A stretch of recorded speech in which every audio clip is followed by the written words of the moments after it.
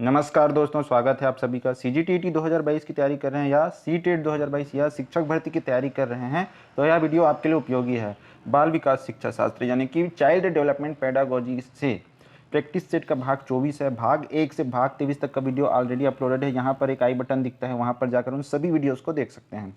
Already TT परीक्षाओं में और शिक्षक भर्ती परीक्षाओं में पूछे गए प्रश्नों का महत्वपूर्ण प्रश्नों का ये संकलन है। तो चलिए देखते हैं आज के प्रश्न क्या हैं। दबाव को कम करने एवं परीक्षाओं में सफलता के लिए आवश्यक है कम अवधि की परीक्षाओं में अंतरण, विद्यालयी शिक्षा की विभिन्न चरणों में परीक्षाओं का आयोजन, वार्षिक एवं अर्धवार्षिक परीक्षाएं, विभिन्न प्रवेश परीक्षाओं के लिए विभिन्न एजेंसियों की स्थापना।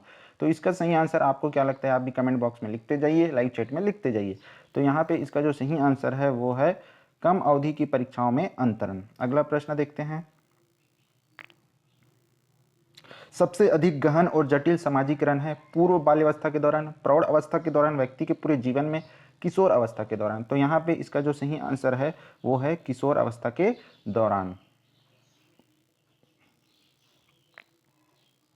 पियाजे के अनुसार विकास की पहली अवस्था जन्म से लगभग 2 वर्ष की आयु के दौरान बच्चा खाली स्थान सबसे बेहतर सीखता है। अमूर्त तरीके से चिंतन द्वारा, भाषा के नए अर्जित ज्ञान के अनुप्रयोग द्वारा, इंद्रियों के प्रयोग द्वारा, निष्क्रिय शब्दों को समझने के द्वारा। तो यहाँ पे इसका जो सही आंसर है वो है इंद्रियों के प्रयोग के द्वारा। अगला प्रश्न देखते हैं। रोसर्क परीक्षण के बारे में निम्नलिखित में से कौन सा कथन सत्य नहीं है। रोसार्क परीक्षण एक अभिकृत्यात्मक प्रकार का प्रक्षेपी परीक्षण है। रोसार्क परीक्षण व्यक्तित्व की संपूर्ण रूप में नैदानिक जांच करता है। यह व्यक्तित्व के बौद्धिक एवं अबौद्धिक दोनों ही प्रकार के शील गुणों का मापन है। इसका मूलभूत प्रयोजन व्यक्तित्व की अंतर्वस्तु जैसे प्रनोदन, आवश्यकता, स्वैर कल्पना, कुंठाओं इत्यादि को उजागर करना है।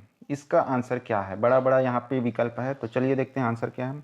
इसका आंसर है रोसार्क परीक्षण व्यक्तित्व की संपूर्ण रूप में नैदानिक जांच करता है, क्योंकि ये सत्य नहीं है। बाकी जो 3 लिखा हुआ है वो सत्य है, तो सत्य नहीं को बताना था। तो रोसार्क परीक्षण व्यक्तित्व की संपूर्ण रूप में नैदानिक जांच करता है, ये सत्य नहीं है। बाकी तीनों जो ऑप्शन है वो सत्य हैं, इसको ध्यान देना है।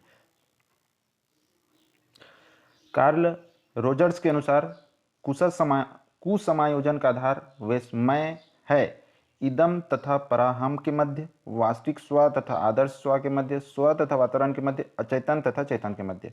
तो यहाँ पे जो सही आंसर है वो है वास्तविक स्व तथा आदर्श स्व के मध्य। अगला देख लेते हैं। व्यक्तित्व के प्रारूप सिद्धांतों की सबसे पृथककारी विशिष्ट क्या है। विशिष्टता क्या है।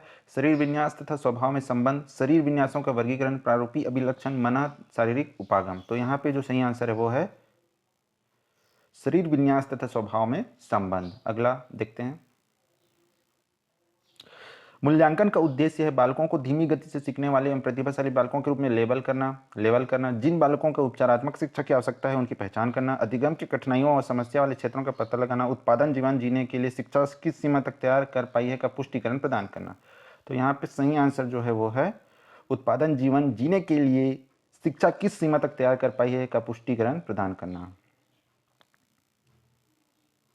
किशोर अवस्था में बच्चे किस प्रकार की समस्या का सामना करते हैं। शारीरिक एवं मानसिक परिवर्तन में समायोजन करना, अपने साथियों से समायोजन करना, अपने माता पिता से समायोजन करना, पढ़ाई संबंधी समायोजन करना।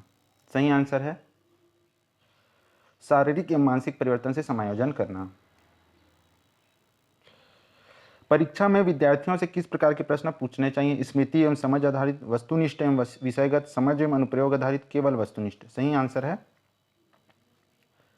समझ एवं अनुप्रयोग आधारित। प्राथमिक विद्यालयों के बालकों के लिए निम्न में से किसे बेहतर मानते हैं। वीडियो अनुरूपणा, प्रदर्शन, स्वयं के द्वारा किया गया अनुभव, ये सभी। सही आंसर है स्वयं के द्वारा किया गया अनुभव। हस्तशिल्प की शिक्षा दी जानी चाहिए मंद बुद्धि बालक को, पिछड़े बालक को, सामान्य बालक को, प्रखर बुद्धि बालक को।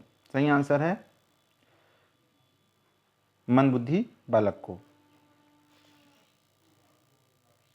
व्यक्तियों में एक दूसरे से भिन्नता क्यों होती है। वातावरण के प्रभाव के कारण, जन्मजात विशेषताओं के कारण, वंशानुक्रम और वातावरण के बीच अन्योन्य क्रिया के कारण, प्रत्येक व्यक्ति को उसके माता पिता से जीनों का भिन्न समुच्चय प्राप्त होने के कारण। सही आंसर है वंशानुक्रम और वातावरण के बीच अन्योन्य क्रिया के कारण।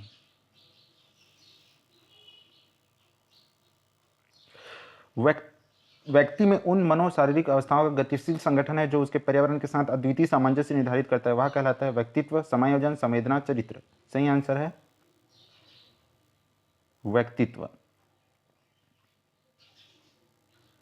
मानव व्यक्ति परिणाम है केवल आनुवंशिकता का, पालन पोषण और शिक्षा का, आनुवंशिकता और वातावरण की अंतःक्रिया का, केवल वातावरण का। सही आंसर है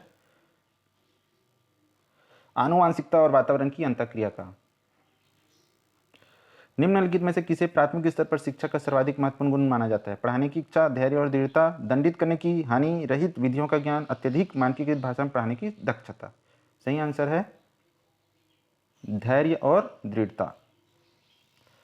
बच्चे की जिज्ञासा शांत करनी चाहिए जब शिक्षक फुर्सत में हो, जब विद्यार्थी फुर्सत में हो, कुछ समय के पश्चात, तत्काल जब विद्यार्थी द्वारा जिज्ञासा की गई हो। सही आंसर है तत्काल जब विद्यार्थी द्वारा जिज्ञासा की गई हो। बच्चों में नैतिकता की स्थापना के लिए सर्वोत्तम मार्ग है उन्हें धार्मिक पुस्तकें पढ़ाना, शिक्षक का आदर्श रूप से व्यवहार करना, उनका मूल्य शिक्षा पर मूल्यांकन करना, उपयुक्त में से कोई नहीं। तो सही आंसर है शिक्षक का आदर्श रूप में व्यवहार करना। विकास के परिप्रेक्ष्य में समय के साथ होने वाले परिवर्तनों में निम्न में क्या शामिल है? रूप, दर, अनुक्रम, ये सभी। सही आंसर है ये सभी। शिक्षक को ज्ञान होना चाहिए अध्यापन विषय का, बाल मनोविज्ञान का, शिक्षा संहिता का, अध्यापन विषय में बाल मनोविज्ञान का। सही आंसर है अध्यापन विषय एवं बाल मनोविज्ञान का। एक बच्चे की वृद्धि और विकास के अध्ययन की सर्वाधिक अच्छी विधि कौन सी है? मनोविश्लेषण विधि, तुलनात्मक विधि, विकासी विधि, सांख्यिकी विधि। सही आंसर है विकासी विधि। आज की वीडियो में इतने ही प्रश्न है दोस्तों। आगे कल एक और वीडियो आएगा और परसों आपकी परीक्षाएं हैं, तो ध्यान दीजिए और प्रैक्टिस करते रहिए। तो दोस्तों, आपने अभी तक चैनल सब्सक्राइब नहीं किया है तो लाल कलर का सब्सक्राइब बटन दिख रहा होगा, उसे दबाइए, फिर घंटी का चिन्ह दिखेगा, उसे दबाइए। इससे आपको नोटिफिकेशन और वीडियो मिलते रहेंगे जो कि बिल्कुल फ्री है। आप नीचे कमेंट बॉक्स में अपनी बातें लिख सकते हैं, प्रश्न पूछ सकते हैं, कितने उत्तर सही हुए उसको बताइए, और किसी प्रश्न के उत्तर में लगता है ये नहीं ये होना चाहिए तो उसको वहाँ डिस्कशन कीजिए। एक ऐसा चिन्ह दिखेगा, उसे क्लिक करेंगे तो डिस्क्रिप्शन खुलेगा जहाँ आपको फेसबुक, टेलीग्राम के लिंक्स मिलेंगे जहाँ से आप मुझे कॉन्टैक्ट या मैसेज कर सकते हैं। आपका परसों पेपर होगा तो पेपर का PDF बना करके उसे ईमेल कर सकते हैं, फेसबुक में मैसेज कर सकते हैं या टेलीग्राम में संपर्क कर सकते हैं दोस्तों। तो ज़रूर कीजिए, उसके बाद आपको संभावित आंसर भी बता दिया जाएगा। तो मिलेंगे अगले वीडियो में, तब तक धन्यवाद।